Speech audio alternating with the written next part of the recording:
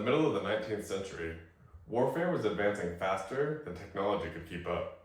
As doctrine changed, rifled muskets like the Springfield 1855 extended the battlefield. Industrial production was scaling armies to unprecedented size. And handguns, once slow, crude, and secondary, were being forced to grow up fast. And out of that pressure came dozens of revolver designs. Most were compromises and some were failures. However, the one that's inside of this leather case is peak revolver. It's balanced, powerful, stuck in its holster, ergonomic and reliable. It's everything coming together in a way that no percussion revolver has before, and that possibly no percussion revolver ever did. Today, we're going to break down why the Colt 1860 represents the absolute peak of cap and ball revolver design. Not as a collector piece, not as a romantic icon, but as a fighting pistol built for war, built for soldiers, and built for real consequence. The pistol that dominated the black powder era. To understand the 1860 Army, you have to understand what came before it. By the late 1850s, Colt had already proven that they could build a good revolver in mass production and bring it to both military and civilians worldwide. And they existed in two competing worlds. There were the heavy pistols, chambered in .44 caliber, which if we foreshadow is the same as .45 caliber when you actually look at the thousandths of an inch. But those were the Dragoon and the earlier Walkers. They had immense power, but they were also extremely heavy and were not really a belt pistol. Then they had the light .36 caliber revolvers. These had excellent handling, and they were very popular with officers and civilians alike, but they lacked that stopping power of the .44 ball. Let's talk about these pistols in chronological order. Colt's first successful design was the Colt Walker. It was developed with Texas Ranger Samuel Walker. Its main purpose was to be used by mounted cavalry, shooting a .44 caliber ball with up to 60 grains of black powder. It was essentially a handheld carbine substitute. What it got right was its devastating power in showing that the revolver could be the cavalry weapon. What it got wrong was that it was 4.5 pounds, goddamn. That's not a belt gun, that's a gun you keep on your horse. And also, because it was so big, soldiers often overloaded the cylinders more than 60 grains of powder and they would explode. So the mechanical stress and the leverage of holding it in your hand was extreme, and it was only viable to be used by mounted troops. The gun was a success, but it taught us something. Power matters, but weight, balance, and durability need to be addressed. And that refinement brings us to the Colt Dragoon. The Colt Dragoon's first upgrade was a shorter cylinder so that it could only hold up to 50 grains of powder. So cylinders would no longer explode.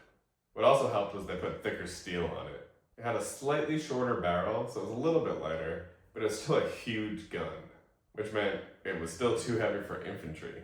And this fact would lead to the 1851 Navy. Despite its name, the Navy, was actually the most common pistol of its time. Everybody used it.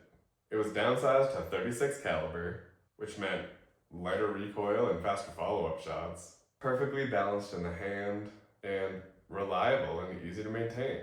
But the .36 caliber ball lacks the stopping power that was required. But this pistol is important because Colt nailed the ergonomics and weight and balance of a pistol. Now they needed to reintroduce that .44 caliber. It sounds easy enough, but it was pretty difficult to execute. How do you give a soldier .44 caliber stopping power without putting a 4-pound gun on their belt? Well, my friends, let me introduce you to the rebated cylinder. The Colt 1860 Army is not a completely new revolver. Mechanically, it's an offshoot of the 1851 Navy. Not a clean sheet .44 design. You see, the cylinder is slightly larger in diameter than the 1851. And that increase creates this rebated step. The front of the cylinder is turned down, the barrel breech is correspondingly shorter, and the angle, timing, and hand geometry and lockwork remain essentially the same. This tells us something critical about Colt's design philosophy in the 1860s. He didn't redesign his revolver, he stretched the existing system just far enough to give that 44 stopping power. The 1860 maintains the 1851 frame size because that pistol was absolutely amazing. But to be able to chamber a 44 caliber ball, they needed to increase the chamber wall size and give it a thicker diameter, as you can see here. So we basically have an 1851 Navy with a thicker cylinder and bore to shoot 44 caliber bullets. You'll sometimes hear that Colt started taper cutting cylinders, specifically in the chamber, because cylinders were blowing up. And that's not entirely wrong, but it's incomplete.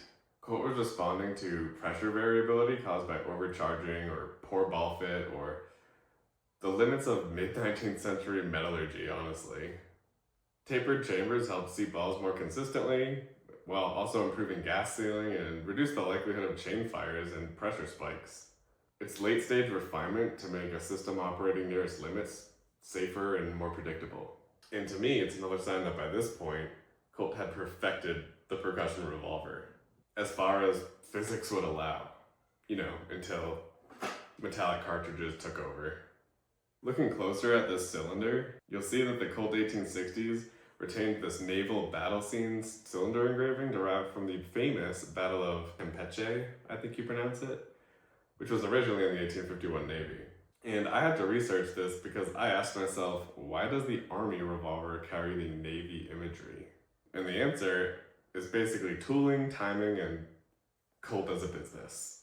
You see, dies are and were very expensive to produce, which led Colt to reuse existing dies so that they could scale production without redesigning tooling. They could have created new artwork, but Samuel Colt said, nah dog. Since the cylinder was changed, the barrel bridge is shorter, but the angle and timing are basically identical. The hand still rotates the cylinder the same amount as the 1851. The ratchet geometry is identical, and as far as I can tell, the hammer arc and sear engagement are essentially the same. In practical terms, a soldier that's familiar with the 1851 would pick up an 1860 and, besides the increased recoil from the 44, wouldn't notice a difference. And because Colt already had 44s with the Walker and then the Dragoon, yet soldiers didn't like those because they were freaking huge, Colt saying, we got you boys. Here's your 1851 and your caliber. Random thing that I just looked at is most Colts are also cut to take a stock, but I've never seen one in real life. Now, let's talk about the elephant in the room that Colt revolver naysayers will die on. Colts have an open top frame. If we look at the Colts that followed, the 1873, you can see that the frame, it has a top. The Remington 1858 frame has a top.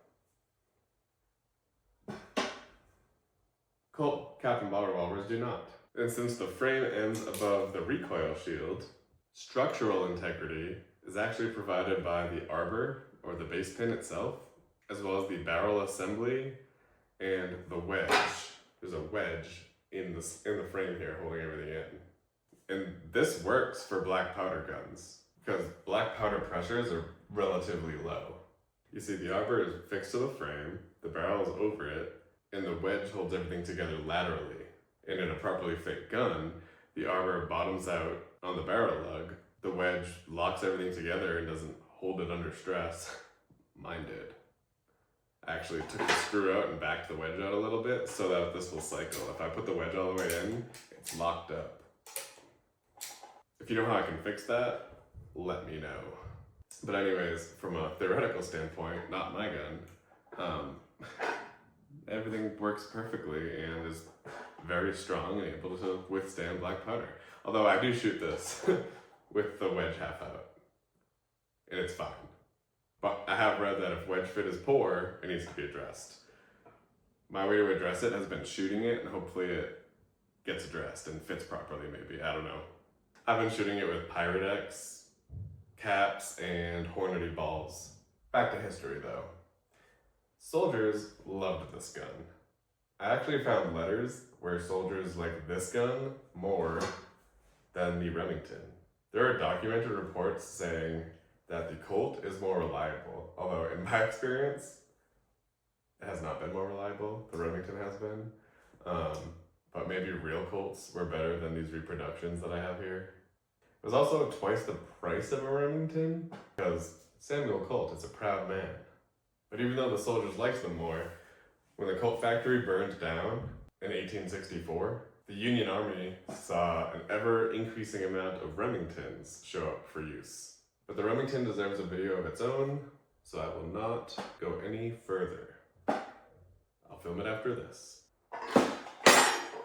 If you guys are interested in learning about like lock geometry, handling characteristics, grip ergonomics, all of that super autistic stuff, let me know. I have all that recorded, but it's like another 30 minutes of talking, so just, let me know. Comment below, and then subscribe. So even though these are called 44 caliber, the soft lead balls that are actually fired from these typically range between 451 and 457 caliber. So 45. Your 45 ACP is a 452 caliber. So these 44 cap and ball revolvers are actually what lead to the 45 long Colt, the 45 ACP. They're basically all the same bullet, in layman's terms. And this gun usually takes an average of about 30 grains of black powder, give or take. It's hard hitting at close range, effective against both men and horses, but limited to black powder fouling, of course. And shooting one of these compared to like a single action army where you just load cartridges into the back, you're actually pouring powder into each cylinder, then forcing a ball into each cylinder, and then putting a cap on the back of each cylinder. And these caps can fall off, so it's not a super reliable system compared to cartridges. And if you weren't consistent in how you loaded each cylinder, it could be unreliable or inaccurate compared to where you thought it was going to hit. But if we look at this design, Colt did optimize nipple placement, lock timing, and tolerances required for a long, reliable, hardworking gun. It replaced muzzle loading flintlock and percussion pistols, and compared to those, it's a huge technological leap in firepower and reliability. There's a lot more to talk about here, so let me know what might interest you. I have books and my own writings on all of this. I just didn't know how deep to go with this video, but in any case, let's do some close-ups. At first glance, the 1860 Army feels inevitable, as though it could not have taken any other shape. The rebated cylinder solves a mechanical problem. Strength for 44 caliber chambers while creating visual rhythm. It narrows the revolver's waist, lending it a sense of speed and lightness absent in earlier Colts. The barrel tells the same story. Its gentle, flowing contour softens the revolver's profile, and this transition is deliberate. Sharp flats give way to curves in a way that mirrors neoclassical sculpture. Strength without heaviness, mass without brutality. Pick one up and the artistry becomes tactile. The steel frame grip is long, arcing, and organic, closer to a sculptor's study of the human hand than a mechanist's afterthought. It creates balance not only in recoil, but in appearance. The revolver looks stable and composed, even at rest. This is a quiet but profound artistic achievement. The finish elevates the revolver from tool to artwork. A case-hardened frame, blooming with blues, purples, and straw tones. Each frame unique like a painter's one-off palette. The blued barrel and cylinder offer contrast and depth, while the silvered grip straps cast light in a way that frames the entire piece. Then there is the cylinder scene, a rolling narrative etched into steel. It is not decoration for decoration's sake. It is storytelling. As the cylinder turns, the image moves. The revolver becomes kinetic art, its motion animating its own surface. Though produced in large numbers, the 1860 Army never feels anonymous. It has tool marks, subtle asymmetries, and hand-finished surfaces that remind you that this was an era when industry still relied on skilled human hands. Each revolver carries the quiet fingerprint of its maker. This is where it transcends modern manufacturing. The Colt 1860 Army represents a moment when industrial America still allowed room for beauty, when efficiency did not erase elegance. As a piece of art, the Colt 1860 Army also carries meaning beyond its material form. It became an icon of mid-19th century America. Confidence, expansion, and technological optimism rendered in steel and walnut. It is both a product of war and an expression of national craftsmanship at its peak. Like a well-executed statue, it communicates values without words. Everything about the Colt tells the same story. The rebated cylinder, the open top frame, percussion ignition, and hand-fitted lockwork. The most refined percussion revolver Colt would ever make. And yet, a decade later, metallic cartridges would come to dominate. Stronger frames become mandatory, and methods of reload transformed warfare. But the 1860 Army, it did not fail. It was the percussion revolver completed, and it was replaced by something fundamentally different. By the time the smoke cleared from the battlefields of the Civil War, the writing was on the wall for cap and ball. Metallic cartridges were coming, and the percussion revolver, no matter how refined, was living on borrowed time. It became obsolete only because technology took a step forward, not because the design itself fell short. In many ways, the 1860 is what many modern-day weapon systems hope to be as they fully mature.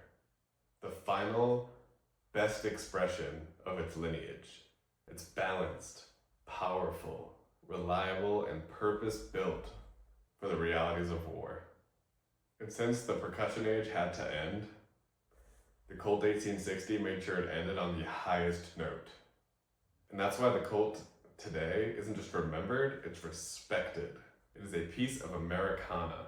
And this will lead to more stories, more autistic versions of this gun, its rivalry with the 1858 Remington, conversions to cartridge revolvers. Let me know what sounds interesting. Like, comment, subscribe, and let's keep growing. Thanks for watching.